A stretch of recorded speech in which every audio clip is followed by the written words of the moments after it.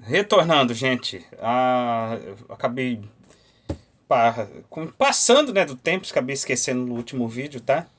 Mas desculpem aí, tá? No segundo vídeo aí, acabei passando, esquecendo que o vídeo tem um limite de tempo. Então, nós estávamos falando sobre os francos, né? Se eu não me engano, o- os germânicos aí, no caso, que ocuparam a região da Gália. E falei também da divisão do Império, né? Então, no caso, o Império Romano do Ocidente teria como capital Milão, trocaram Roma, aí no caso, né, tiraram Roma porque Roma não tinha muita defesa.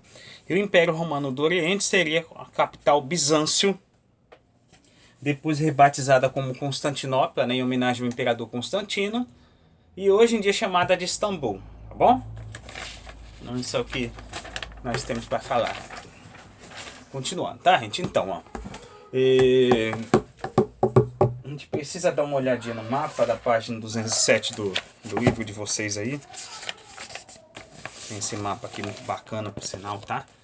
Que mostra o Império Romano, né? Já dividido.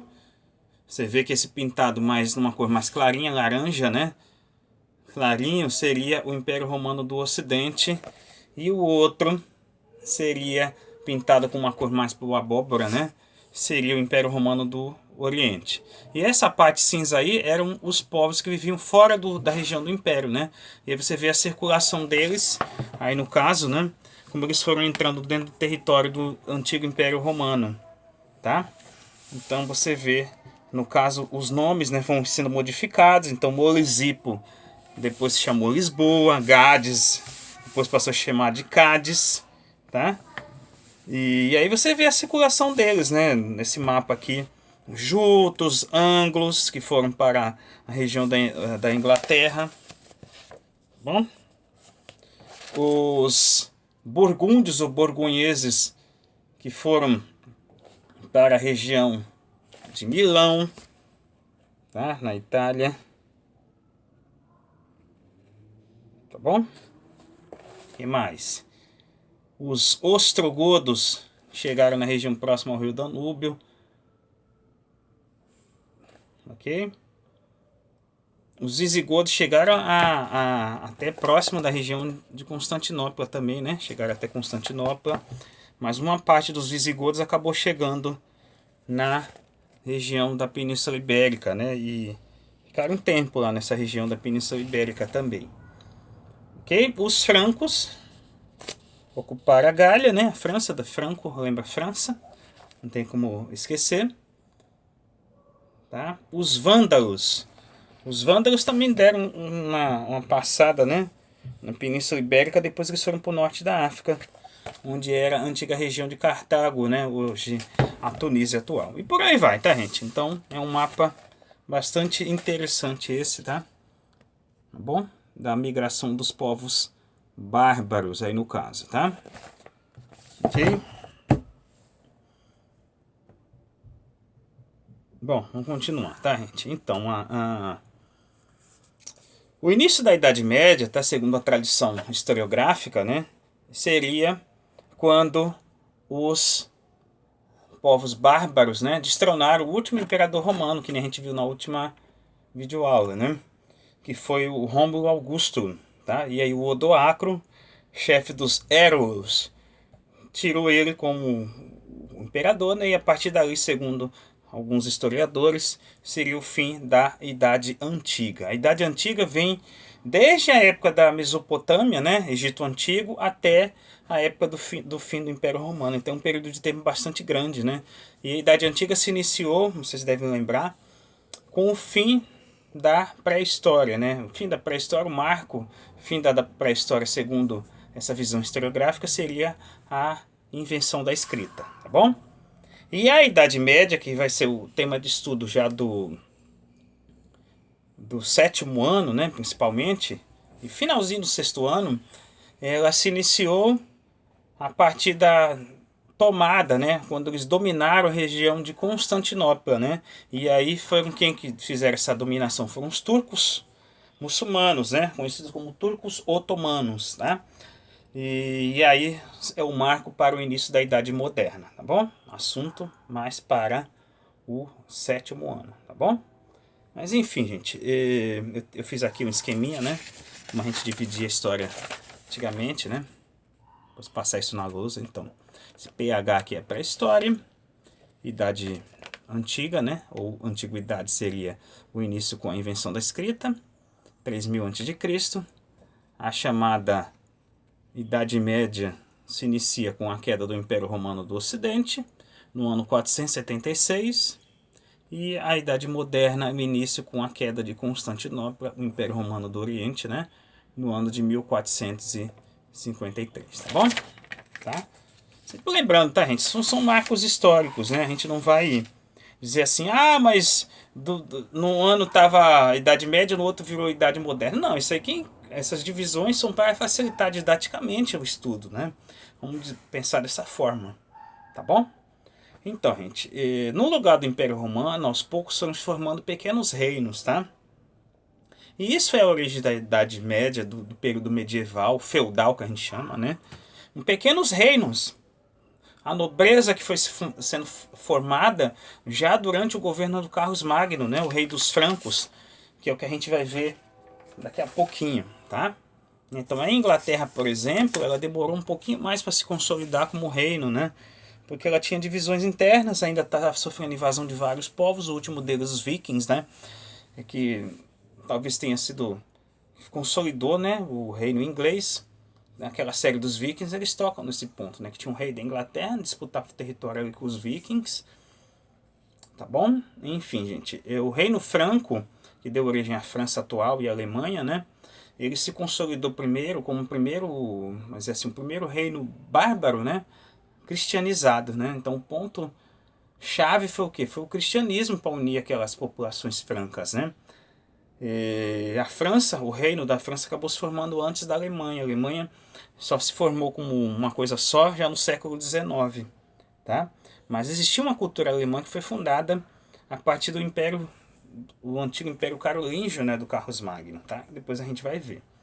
Tudo bem? No caso da Inglaterra, o que a gente viu, né, da tumba, os objetos, né, do rei Saebert, né, ele era um rei saxão, portanto um rei germânico, né, e ele existiu, né, ele viveu mais ou menos, né, no século VII, e ele se converteu ao cristianismo no ano 604, provavelmente por motivos políticos, né. Quando ele morreu, os filhos deles expulsaram os missionários cristãos, né, e voltaram à religião antiga dos saxões, tá bom? Mas depois, obviamente, quando o tempo passou, eles acabaram se cristianizando de vez, tá? Tudo bem? Enfim, gente, os francos, vamos falar dos francos, né? Os francos talvez tenham sido os povos bárbaros mais bem sucedidos, né? A própria figura do Carlos Magno, né, que foi o rei franco mais famoso, muitos associam com o rei Arthur, né, que é aquela lenda, né? Lenda, literatura medieval, né? Dos homens os cavaleiros da Távola Redonda, então. E tudo isso, né? A gente se inspira na figura do Carlos Magno, né? A gente sempre fala, foi um grande rei, né? Mas antes do Carlos Magno, os francos eles se formaram uma primeira dinastia que foi a dinastia merovingia, né? Do rei Clovis, né? Que foi o primeiro a unificar o povo a partir do ano 481, quando eles conseguiram expulsar os romanos da região, tá? Mas depois da morte do Clovis, os francos acabaram se desunindo de novo, né? E aí somente a partir do Carlos Magno, principalmente da dinastia carolíngia, tá? Que sucedeu a merovingia, tá? É que eles realmente se firmaram com mais força, tá? Tá bom? Mas a primeira dinastia merovingia vem de um cara chamado Meroveu, né? Uma figura meio lendária, tá? De que o Clovis se dizia descendente, tá? Tudo bem? O Clovis foi o primeiro rei franco-cristão, né? Vai dizer assim, que foi um acordo vantajoso para ambos os lados, né? A gente vai dizer assim, né? Por quê? Porque a igreja daria o nome dela, né, para o rei e a defesa daquele reino, né? Através da religião. E o rei faria com que todo mundo fosse cristão, né? Era uma troca vantajosa para ambos os lados, né? Que foi algo bastante usado Mesmo na Idade Moderna, né, os reis da Idade Moderna também fizeram isso, aliança com o rei, tá bom? Do rei com a igreja católica, tá? Então, ó, uma outra coisa interessante para mostrar para vocês é essa imagem aqui, né, do rei Clovis sendo batizado, tá? Vocês podem ver aí como que era o batismo, ok? O que mais? Que é uma iluminura, tá, gente? O que é uma iluminura? Iluminura é uma ilustração que era feita nos livros, tá? Lembrando que os livros eram escritos à mão na época, né? Então o cara que copiava o livro, né, o chamado monge copista, o que ele fazia? Ele desenhava também, né, nas páginas do livro. Então ele era um artista completão, né? Então além dele escrever, né, com uma letra bastante bonita, tinha que ser, né? Ele também desenhava, tá? Os livros eles não tinham ainda, não eram impressos ainda, né? Então obviamente que muitos erros aconteciam, né, nessa cópia, que demorava às vezes anos para se concretizar, tá? A Igreja Católica era a única instituição que tinha pessoas letradas. A maior parte da sociedade, você não vai esquecer, era de pessoas analfabetas. Então a igreja era uma exceção, tá? De pessoas letradas naquela sociedade da época. Tudo bem? Enfim, gente. Então o Clovis ele acabou morrendo no ano 511, né? Morreu no ano 511. E o que aconteceu? Com a morte dele, entrou em crise, né, o período dos francos, né? O reino franco entrou em crise. E ele só retoma o seu poder, né, com os carolíngios, né? Aí no caso, principalmente com Carlos Magno, que fez guerras de conquista, tomou alguns territórios, criou um padrão de moedas, criou tribunais, né? Escolas, né? Questão cultural também envolvida, e incentivou os monges copistas a copiarem manuscritos gregos e romanos, né, que é onde estava a base da cultura ocidental, né? Então, embora ele fosse franco, ele admitia, né, essa cultura romana e grega, tá? Que chegou até os dias atuais também. Tudo bem? Então, gente, esqueci de falar a respeito da Igreja Católica, né? A Igreja Católica se tornou tão rica durante a Idade Média. E isso se deu também porque toda vez que um rei bárbaro, né, germânico, ele se convertia ao cristianismo, o que acontecia? Ele fazia uma doação, geralmente em terras. E durante o período medieval, ter terras era a riqueza, né? Então o que aconteceu foi isso. Então a igreja ela conseguiu terras, por exemplo, nos chamados estados papais, né? Foi durante o período medieval, doação de terra, né? Inicialmente na região de Ravenna, na Itália, né?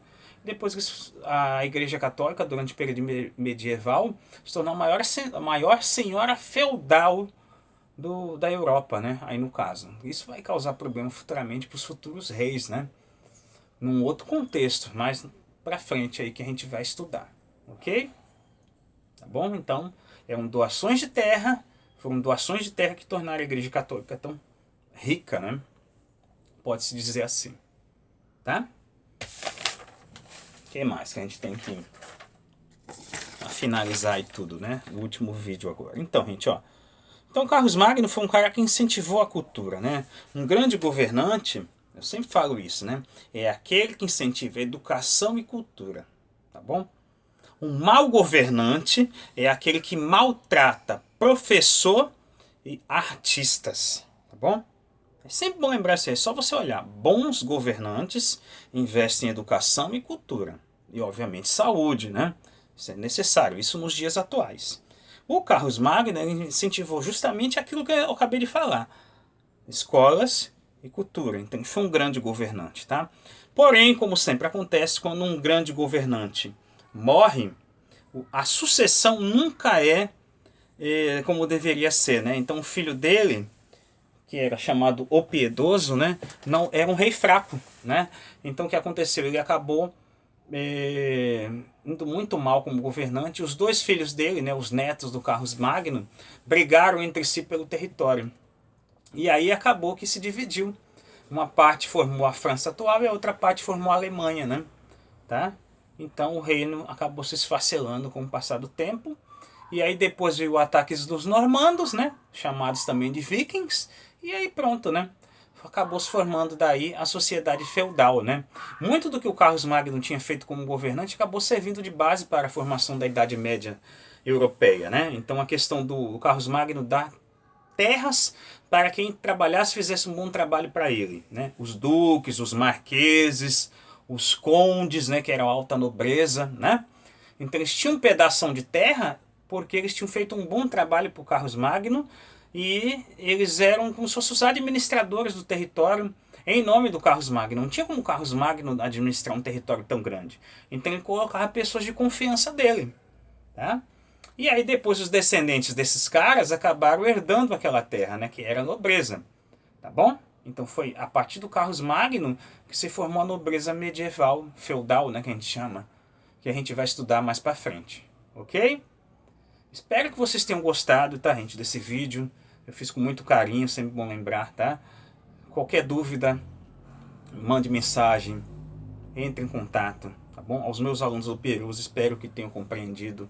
Nós continuaremos os nossos estudos, né? No próximo vídeo que eu vou gravar, logo logo, será sobre o Império Bizantino, que eu acabei não citando nesse capítulo, tá bom? Mas que eu vou pedir alguma coisa para vocês pesquisarem, logo depois eu também vou falar a respeito do Império Bizantino, que está dentro desse contexto, né? Do início da Idade Média, tá bom? Nós também teremos que falar a respeito dos árabes também, né? A cultura muçulmana também está dentro desse contexto também, tá? Carlos Magno, cultura bizantina e cultura muçulmana também estão mais ou menos nesse período aí que a gente está estudando, ok? Então, aos meus inscritos no meu canal, dá um joinha, compartilha, se inscreve no meu canal que não se inscreveu, dá uma força pro professor. Eu agradeço imensamente quem assistiu esse vídeo, tá bom? E até a próxima, se Deus quiser.